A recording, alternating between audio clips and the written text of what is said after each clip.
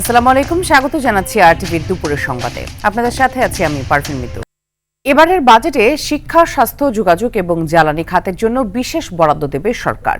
বড় প্রকল্প নয়, অর্থনীতিতে বৈচিত্র্য আনতে উৎপাদন ও কর্মসংস্থানকে গুরুত্ব দেওয়া হচ্ছে বলে জানিয়েছেন পরিকল্পনা প্রতিমন্ত্রী জোনায়েদ সাকি।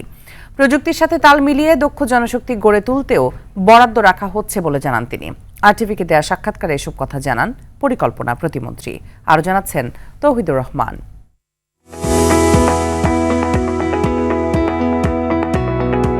2026-27 অর্থ বছরের জন্য প্রায় 3 লাখ কোটি টাকার বার্ষিক উন্নয়ন কর্মসূচি বা এডিপি প্রাথমিকভাবে চূড়ান্ত করেছে পরিকল্পনা কমিশন, যেখানে শিক্ষা, স্বাস্থ্য, পরিবহন এবং বিদ্যুৎ খাতকে সর্বোচ্চ অগ্রাধিকার দেওয়া হচ্ছে। 1121টি প্রকল্প অন্তর্ভুক্ত করার প্রস্তাব করা হয়েছে। এর মধ্যে বিনিয়োগ প্রকল্প 949, কারিগরি সহায়তা প্রকল্প 107 এবং স্বায়ত্তশাসিত সংস্থার নিজস্ব অর্থায়নে আছে 43টি প্রকল্প।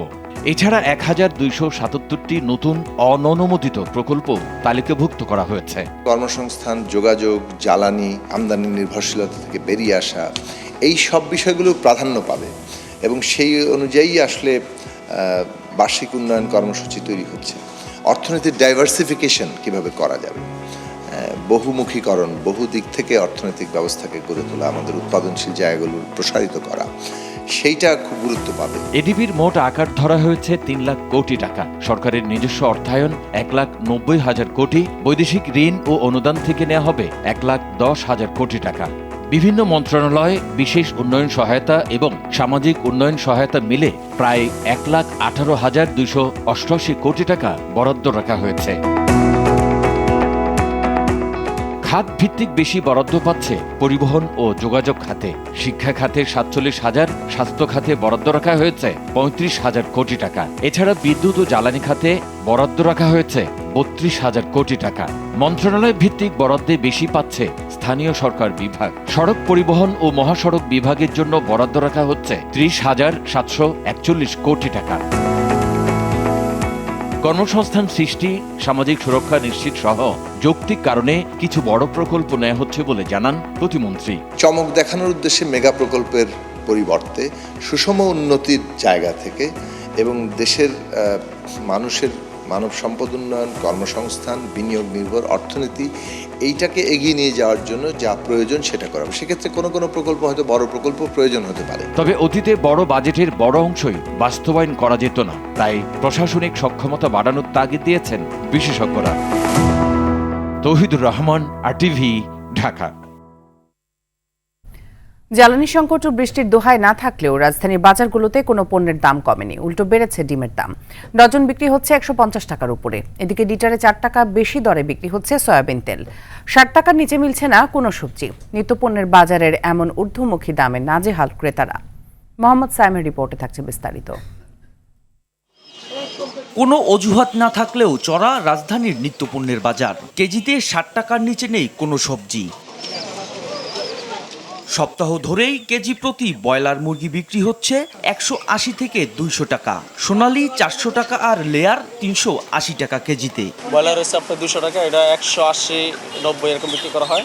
আর কক হচ্ছে 400, এটা 350-360 এরকম হয়। আর লেয়ার হচ্ছে 400 টাকা কেজি, 390 এরকম বিক্রি করা হয়। কিন্তু আজকে আমি দামের কারণে আনি না।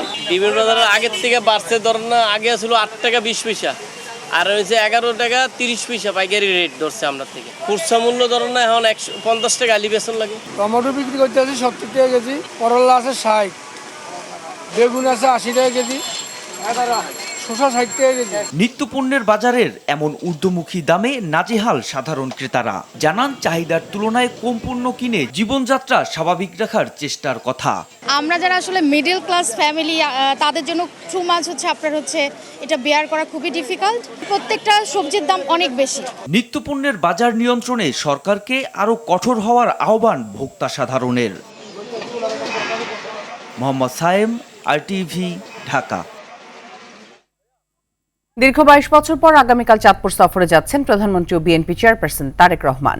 তার এই সফরকে ঘিরে উচ্ছ্বসিত দলীয় নেতাকর্মী থেকে সাধারণ মানুষ। এরই মধ্যে সব ধরনের প্রস্তুতিও সেরেছে জেলা প্রশাসন। সফরে খাল পুনর্খনন, ফ্যামিলি কার্ড বিতরণ সহ বিভিন্ন কর্মসূচিতে অংশ নেবেন প্রধানমন্ত্রী। চাঁদপুরের থেকে শরীফ চৌধুরী পাঠানো তথ্যচিত্রে আরও জানাচ্ছেন সুলাইমান কবির। সরকার গঠনের 4 মাসের মাথায় শনিবার চাঁদপুর সফরে যাচ্ছেন প্রধানমন্ত্রী তারেক রহমান। সকালে ঢাকা থেকে সড়ক পথে চাঁদপুরের উদ্দেশ্যে রওনা হয়ে কুমিল্লার বড়ুয়ায় একটি পথসভায় অংশ নেবেন তিনি।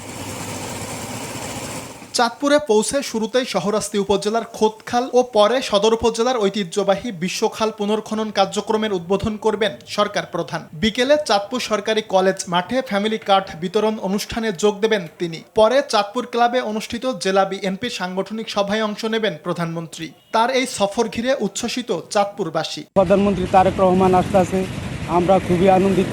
খাল খনন করব, আমরা কৃষক বাঁচবো, আমরা শ্রমিকেরা বাঁচবো। দীর্ঘদিন এই খাল খনন হয় না এবং কৃষকও উপকৃত হয় না। এখন খাল খনন হবে, আমাদের কৃষকও উপকৃত হবে। প্রধানমন্ত্রীর এ সফর শুধু রাজনৈতিক বা প্রশাসনিক নয়, বরং চাঁদপুরবাসীর জন্য একটি সম্ভাবনার দ্বার উন্মোচিত করবে বলে জানালেন চাঁদপুর 3 আসনের সংসদ সদস্য ও জেলা বিএনপি সভাপতি শেখ ফরিদ আহমেদ মানিক। আমাদের শাহরাস্তিবাসী, চাঁদপুরবাসীর চাহিদা অনুযায়ী এবং হাজীগঞ্জের মানুষের চাহিদা অনুযায়ী উনি এই খাল খনন করবেন এবং আমাদের জন্য উনি কিছু বার্তা ওনার দিয়ে যাবেন। প্রধানমন্ত্রীর চাঁদপুর সফরের মধ্য দিয়ে জেলার নদী ভাঙন রোধ, শিল্পায়ন ও কর্মসংস্থানের মতো দীর্ঘদিনের সমস্যাগুলো সমাধানে কার্যকর উদ্যোগ নেওয়া হবে বলে আশা জেলার মানুষের। সুলাইমান কবির, RTV। এ বিষয়ে আরও জানাতে চাঁদপুর থেকে সরাসরি যুক্ত হচ্ছেন সহকর্মী শরীফ চৌধুরী। শরীফ, প্রধানমন্ত্রীর আগমন উপলক্ষে চাঁদপুরের প্রস্তুতি কেমন দেখছেন?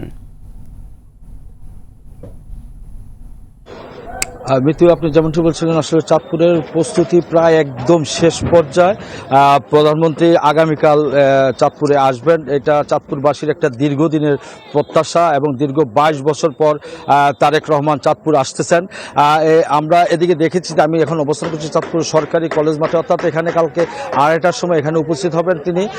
সরকারের যে বর্তমান সরকারের যে নির্বাচনী অঙ্গীকার, যে ব্যক্তি নয় পরিবারই উন্নয়নের মূল একক, সেই স্লোগানকে আসলে সামনে রেখে যে ফ্যামিলি কার্ড বিতরণ কার্যক্রম শুরু করেছেন, সেটি কিন্তু এখানে কালকে উদ্বোধন করবেন। অর্থাৎ চাঁদপুরে কালকে 370টি ফ্যামিলি কার্ড বিতরণ করবেন। এছাড়াও চাঁদপুর থেকে 22টি জেলার ফ্যামিলি কার্ড এখান থেকে উদ্বোধন করা হবে। এছাড়া তিনি কিন্তু চাঁদপুরের শাহরাস্তি খদ্দের খাল পূর্ণ খনন এবং বিশ্বখাল, ঘোষারহাট বিশ্বখালটি পূর্ণ খনন করবেন। এদিকে প্রধানমন্ত্রীর আগমন উপলক্ষে 5 স্তরের নিরাপত্তা বলয় চাদরে ঢেকে রাখা হয়েছে চাঁদপুরকে। গত 2 দিন যাবত SSF এখানে চাঁদপুরে অবস্থান করছেন এবং আইন শৃঙ্খলা বিষয়টা দেখছেন জেলা প্রশাসনের সাথে সমন্বয় করে। এদিকে আর্মি, পুলিশ, বিজিবি, র্যাব সব বাহিনীর প্রশাসন কিন্তু চাঁদপুরে এখন অবস্থান করছেন। চাঁদপুরটাকে পুরো নিরাপত্তার চাদরে ঢেকে রাখা হয়েছে, কোথাও যেন কোনো সমস্যা না হয় সেদিকে, এবং রাস্তার দুপাশে উচ্ছেদ অভিযান করে পরিষ্কার পরিচ্ছন্ন করা হয়েছে। সব দিক দিয়েই মোটামুটি একটা সতর্কতা করা নজর দৃষ্টি রাখা হয়েছে। তো এদিকে প্রধানমন্ত্রীর আগমন উপলক্ষে যে বিএনপির নেতৃবৃন্দ সব পাশাপাশি চাঁদপুর জেলাবাসীর মধ্যে একটা উচ্ছ্বাস দেখা গেছে, যে সবাই একটা উচ্ছ্বাস, আনন্দ, উল্লাস করছে যে প্রধানমন্ত্রী আসতেছেন এবং তাদের দীর্ঘদিনের দাবি এখানে একটা ইপিজেড হবে। এখানে চাঁদপুরের দীর্ঘদিনের দাবি সেই মেঘনা পদ্মা ডাকাতিয়া যে বাঁধ নির্মাণ করার যে প্রকল্প, সেটা স্থায়ীভাবে বাঁধ নির্মাণ করা হবে, চাঁদপুরের বাঁধ নির্মাণ করবে এবং এছাড়া চাঁদপুর একটি পর্যটন কেন্দ্র করে ঘোষণা করা হবে। তাছাড়া আমাদের চাঁদপুরের দীর্ঘদিনের অসংখ্য ধন্যবাদ আপনাকে। যুক্ত হব। সুপ্রিম কোর্ট আইনজীবী সমিতির নির্বাচনের সভাপতি পদে বিজয়ী হয়েছেন বিএনপি সমর্থিত প্যানেলের প্রার্থী AM মাহবুব উদ্দিন খোকন। সাধারণ সম্পাদক নির্বাচিত হয়েছেন একই প্যানেলের মোহাম্মদ আলী। বৃহস্পতিবার রাত 2টায় ফলাফল ঘোষণা করেন নির্বাচন সাব কমিটির আহ্বায়ক বিচারপতি মিফতাউদ্দিন চৌধুরী। নির্বাচনে 14টি পদের মধ্যে 13টি পদেই বিজয়ী হয়েছেন বিএনপি সমর্থিত প্যানেলের প্রার্থীরা। অন্যদিকে জামাত সমর্থিত প্যানেল পেয়েছে 1টি পদ। 2 দিন ব্যাপী এই নির্বাচনে ভোট পড়েছে মোট 4048টি।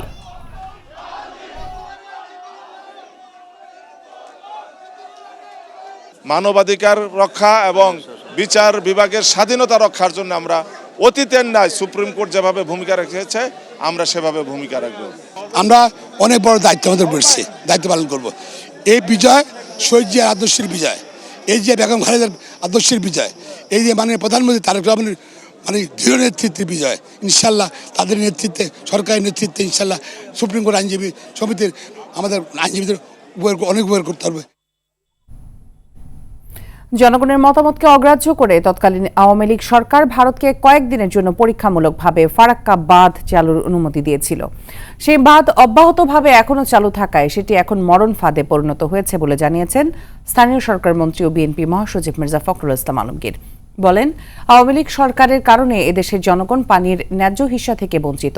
16 মে ঐতিহাসিক ফারাক্কা দিবস উপলক্ষে গণমাধ্যমে পাঠানো এক বাণীতে এসব কথা বলেন মির্জা ফখরুল। বলেন, পানির ন্যায্য হিস্সা আদায়ের সংগ্রামে মৌলানা ভাসানীর নেতৃত্বে ফারাক্কা অভিমুখে জনগণের ঐতিহাসিক মিছিল অকুতোভয় সাহসী পদক্ষেপ ছিল।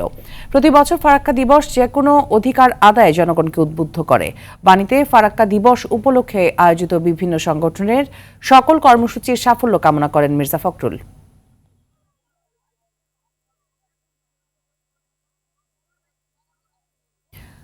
জ্বালানি খাতে কৌশলগত সহযোগিতা জোরদারের সমঝোতা স্মারক সই করেছে বাংলাদেশ ও যুক্তরাষ্ট্র। ওয়াশিংটন ডিসিতে যুক্তরাষ্ট্রের জ্বালানি বিভাগে অনুষ্ঠিত এই অনুষ্ঠানে বাংলাদেশের পক্ষে পররাষ্ট্রমন্ত্রী ডক্টর খলিলুর রহমান এবং যুক্তরাষ্ট্রের পক্ষে জ্বালানি মন্ত্রী ক্রিস রাইট এই চুক্তিতে স্বাক্ষর করেন। মধ্যপ্রাচ্যে চলমান সংকটের মধ্যেই উদ্যোগকে বাংলাদেশের দীর্ঘমেয়াদী জ্বালানি নিরাপত্তা নিশ্চিতের গুরুত্বপূর্ণ পদক্ষেপ হিসেবে দেখা হচ্ছে। সমঝোতার আওতায় তেল, গ্যাস, ভূতাপীয় ও জৈব জ্বালানি খাতে গবেষণা, দক্ষতা উন্নয়ন এবং প্রযুক্তি ও অভিজ্ঞতা বিনিময়ের সুযোগ তৈরি হবে। পাশাপাশি সাশ্রয়ী মূল্যে যুক্তরাষ্ট্র থেকে এলএনজি, এলপিজি সহ বিভিন্ন জ্বালানি পণ্য আমদানির পথ আরও সহজ হবে বলে বাংলাদেশের জন্য। পবিত্র ঈদুল আজহাকে সামনে রেখে মেহেরপুর ও ঝিনাইদহের পশুর হাটগুলোতে জমে উঠেছে বেচাকেনা। মেহেরপুরে মাঝারি আকারের এবং আকর্ষণীয় রঙের গরুর চাহিদা সবচেয়ে বেশি। তবে ঝিনাইদহে গোখাদ্যের মূল্য বৃদ্ধিতে চিন্তিত খামারিরা। দুই জেলা থেকেই অসংখ্য পশু যাচ্ছে রাজধানী সহ দেশের বিভিন্ন প্রান্তে। প্রতিনিধিদের পাঠানো তথ্যচিত্রে জানাচ্ছেন লিওন আজাদ। কোরবানির ঈদকে সামনে রেখে দেশের দক্ষিণ পশ্চিমাঞ্চলের বৃহত্তম পশুর হাট মেহেরপুরের বামন্দি নিশিপুর। ভোর থেকেই শত শত গরু নিয়ে হাটে হাজির হচ্ছেন খামারি ও ব্যাপারীরা। প্রচণ্ড রোদ আর তীব্র খরা উপেক্ষা করেই চলছে কেনাবেচা। এবারের হাটে মাঝারি আকারের গরুর চাহিদা তুঙ্গে। বিশেষ করে লাল ও আকর্ষণীয় রঙের গরুর দিকেই নজর বেশি ক্রেতাদের। প্রচুর পরিমাণ গরু আমদানি হয়েছে এবং বেচাকেনাও ভালো, সেই সাথে সামঞ্জস্যতাভাবে মানুষ গরু কিনতেও পারছে। বাজারে পশুর সরবরাহ নিয়ে ক্রেতা বিক্রেতারা সন্তুষ্ট থাকলেও অসন্তোষ রয়েছে খামারিদের মনে। গোখাদ্যের দাম বাড়ায় উৎপাদন খরচ বাড়লেও কাঙ্ক্ষিত দাম না পাওয়ার অভিযোগ তাদের। বাজারে এসে ধরেন দামের হিসাবে বাজারে এসে দাম পাইছি না, সে পরিমাণ আমাদের লাভ হয়েছে না। চিত্রটা প্রায় একই রকম পাশের জেলা ঝিনাইদহেও। জেলার 6টি উপজেলার 27টি স্থায়ী ও অস্থায়ী হাটে এখন উৎসবের আমেজ। এবার ঝিনাইদহে প্রায় 54,000 পশু কোরবানির জন্য প্রস্তুত করা হয়েছে। শৈলকুপা, ভাটি আর কালীগঞ্জের হাটগুলোতে দেশি জাতের গরুর প্রাধান্যই সবচেয়ে বেশি। আজকের বাজারে গরু আমদানি একটু বেশি, কিন্তু চাহিদা ভালো আছে আর মাজরা গরুর চাহিদা একটু বেশি। এখানে বিক্রেতা নাই, গরু আমদানি প্রচুর। যদি বর্ডার খোলা থাকে তাহলে গরু ব্যাপারই শেষ। হাটে জাল টাকা শনাক্তকরণ মেশিন এবং নিরাপত্তা নিয়ে কিছুটা উদ্বেগ থাকলেও প্রশাসন ও হাট কর্তৃপক্ষ দিচ্ছে অভয় বাণী। শান্তির শৃঙ্খলার সাথে হাটে বেচাকেনা চলছে। আমাদের হাটে অনেক ব্যাপারী এসেছে, তাদেরকে আমরা সঠিক নিরাপত্তা দিয়েছি। খামারিদের আশায় ঈদের আগে পশুর দাম আরো কিছুটা বাড়তে পারে, তবে ক্রেতারা হাসি মুখে ঘরে ফিরতে পারবেন বলে মত খামারিদের। Leone Azad, RTV। ঈদ কিংবা পুজোর মতো বড় উৎসব সামনে এলেই বাড়ে টাকার লেনদেন, আর সেই সুযোগটাই কাজে লাগায় জাল নোট চক্র। কেনাকাটার ব্যস্ততায় আসল নকল যাচাইয়ের সুযোগ কম থাকায় অজান্তেই সাধারণ মানুষের হাতে পৌঁছে যায় জাল টাকা। আইনশৃঙ্খলা বাহিনী বলছে, একসময় সীমান্ত নির্ভর হলেও এখন দেশেই গড়ে উঠেছে জাল নোট তৈরির গোপন কারখানা। সাম্প্রতিক অভিযানে উঠে এসেছে চাঞ্চল্যকর তথ্য। এই চক্রে জড়িয়ে পড়ছে শিক্ষার্থীরাও। ঈদকে সামনে রেখে সক্রিয় হয়ে ওঠা জাল নোট চক্র নিয়ে দীপ্তচন্দ্র পালের রিপোর্ট। ঈদের আনন্দকে পুঁজি করে নীরবে ছড়িয়ে দেওয়ার প্রস্তুতি চলছিল জাল টাকার ভয়ঙ্কর ফাঁদ। আর সেই চক্রে জড়িয়ে পড়ে রাজধানীর সুনামধন্য শিক্ষা প্রতিষ্ঠান নটরডেম কলেজের এক মেধাবী শিক্ষার্থী। যাত্রাবাড়ির একটি দোকানে চলছিল জাল নোট তৈরির গোপন কার্যক্রম। অভিযোগ, ঈদের সালামি ও বকশিসের মাধ্যমে সাধারণ মানুষের হাতে পৌঁছে দেয়াই ছিল এসব জাল টাকা ছাপানোর মূল লক্ষ্য। সামনে ঈদ তো, তাই চিন্তা করছি যে সবাই তো বকশিস চায়, চিন্তা করছি যে বকশিস দিব। স্ক্যান করে আপনার ওই যে কম্পিউটারে কালার প্রিন্ট দিয়ে দিতাম, পরে কেসি দিয়ে কাইটা দিতাম। উনিও অনেক সময় কাইটা নিত কেসি দিয়ে। গোপন সংবাদের ভিত্তিতে অভিযান চালিয়ে নটরডেম কলেজের বিবিএ প্রথম বর্ষের শিক্ষার্থী নিশাদ হোসেনকে আটক করে আইনশৃঙ্খলা বাহিনী। পরে তার দেয়া তথ্যের ভিত্তিতে কমলাপুর এলাকায় অভিযান চালিয়ে গ্রেপ্তার করা হয় জালনোট তৈরির মূল কারিগর কামরুল ইসলামকে। শুধু কমলাপুরই নয়, সম্প্রতি রাজধানীর উত্তরা থেকে 26 লাখ, গুলশান থেকে 25 লাখ এবং গাজীপুর ও কেরানীগঞ্জ থেকে 55 লাখ টাকার বেশি জালনোট উদ্ধার করেছে র্যাব। প্রতি বছর অভিযান আর গ্রেপ্তারের পরও থামছে না জালনোট তৈরির কারবার। কেন বারবার ফিরে আসছে এই চক্র, এমন প্রশ্নের উত্তরে র্যাব 3-এর উপ অধিনায়ক বলছেন, যে কোনো উৎসবকে ঘিরেই মাথাচাড়া দিয়ে ওঠে কয়েকটি সক্রিয় চক্র। তাদের শনাক্তে গোয়েন্দা নজরদারি ও অভিযান অব্যাহত রয়েছে। প্রযুক্তি অ্যাভেলেবেল হওয়ার জন্য এরা আসলেই জাল নোটগুলো এমনভাবেই করছে। আপনারা রিসেন্ট সময় দেখেছেন সোনালী ব্যাংকে যাওয়ার পরে ব্যাংক কর্মকর্তা বুঝতে পারতেছে না মেশিন দিয়ে ডিটেকশন করার আগ পর্যন্ত যেটা জাল নোট কিনা। সো কোয়ালিটিটা এতটাই ভালো করতে পারতেছে। ঈদুল আজহার সামনে তাকে সামনে রেখে পশুর হাট জমজমাট হবে, তখন এই জাল কারবারিরা খুব বেশি সক্রিয় হয়ে ওঠে। কারণ বাজারে টাকা গুনে নেওয়া গরু ব্যবসায়ীরা তারা অনেক সময় অতটা সচেতন থাকে না। তো সে ব্যাপারে বাজার কেন্দ্রিক আমাদের মনিটরিং থাকবে, সাথে সাথে এই জাল নোট কারবারিরা যেন সক্রিয় হতে না পারে। তারা যেখানে উৎপাদন করে জাল নোট প্রত্যেকটা জায়গায় আমাদের গোয়েন্দা নজরদারিতে রয়েছে। ইনশাল্লাহ তারা বড় ধরনের কোনো কিছু করতে পারবে না। বিশেষজ্ঞদের মতে জাল টাকা সাধারণ মানুষকে ক্ষতিগ্রস্ত করার পাশাপাশি রাষ্ট্রের অর্থনীতিকে ভেতর থেকে দুর্বল করে দেয়। তাই টাকা গ্রহণের ক্ষেত্রে আরও সতর্ক হওয়ার পরামর্শ তাদের। দীপ্তচন্দ্র পাল, RTV, ঢাকা। পবিত্র ঈদুল আজহাকে সামনে রেখে মেহেরপুর ও ঝিনাইদহের পশুর হাটগুলোতে জমে উঠেছে বেচাকেনা। মেহেরপুরে কোরবানির পশুর হাট থেকে সরাসরি যোগ দিচ্ছেন সহকর্মী মাজেদুল হক মানিক। হাটে পশু কেনাবেচা কেমন হচ্ছে এবং ক্রেতা বিক্রেতারা কি বলছেন?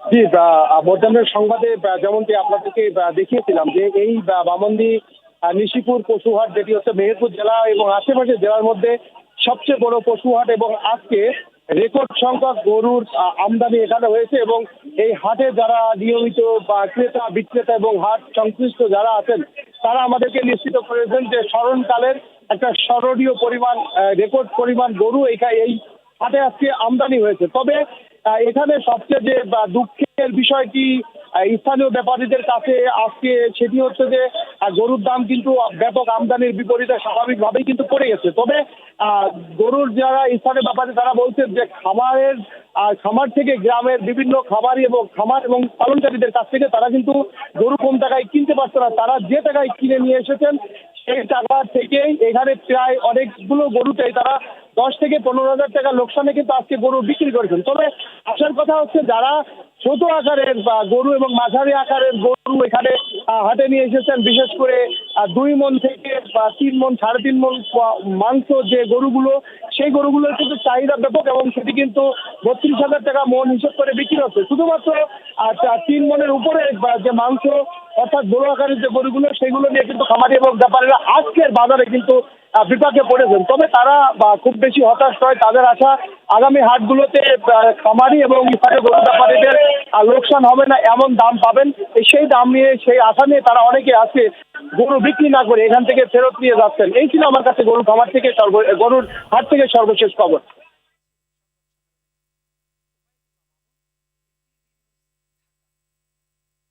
ধন্যবাদ আপনাকে।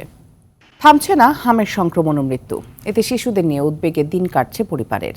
একদিনে ময়মনসিংহ ও সিলেটে আরও 2 শিশুর মৃত্যু হয়েছে। এর মধ্যে ময়মনসিংহ মেডিকেল কলেজ হাসপাতালে 1 শিশুর মৃত্যু হয়। এ নিয়ে হাসপাতালটিতে হামে মোট 33 শিশুর মৃত্যু হলো।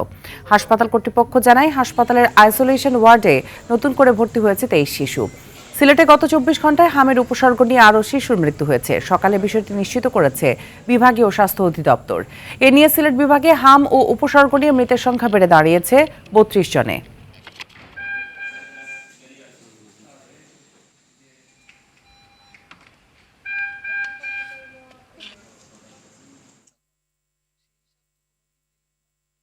নেই নির্দিষ্ট কোনো ঠিকানা, নেই জমি কিংবা ঘরবাড়ি, আছে শুধুই একটি নৌকা। সেখানেই জন্ম থেকে মৃত্যু। পটুয়াখালীর রাঙাবালির নদী যাযাবর মানতা সম্প্রদায় এক জীবনের পুরোটাই কাটে নদীতে ভেসে। মানতা সম্প্রদায়ের কিছু পরিবার সরকারি বসতি পেলেও একটি অংশ এখনও বঞ্চিত নাগরিক সুযোগ সুবিধা থেকে। নদী যাযাবর এ সম্প্রদায় নিয়ে পটুয়াখালীর রাঙাবালি প্রতিনিধি আয়ুব খানের পাঠানো প্রতিবেদন জানাচ্ছেন সুলাইমান কবির।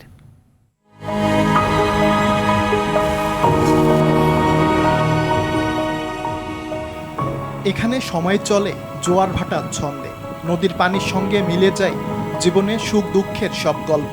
15 থেকে 20 ফুট দৈর্ঘ্যের নৌকাতেই হয় তাদের জন্ম, মৃত্যু, বিয়ে, সংসার কিংবা পরিবার। মুসলিম এই জনগোষ্ঠীটি পরিচিত মান্তা সম্প্রদায় হিসেবে, যাদের দেখা মেলে পটুয়াখালীর উপকূলীয় উপজেলা রাঙাবালিতে। আজ এ ঘাটে তো কাল অন্য ঘাটে, এভাবে ঘুরেই চলে তাদের জীবন। জন্মসূত্রে বাংলাদেশের নাগরিক হলেও বঞ্চিত সব মৌলিক চাহিদা থেকে। নদী আর সাগরে মাছ ধরেই চলে তাদের জীবিকা। মৃত্যুর পর মরদেহ ভাসিয়ে দেওয়া হয় সাগরে। বিয়ে শাদী নৌকার মধ্যে হয়েছে।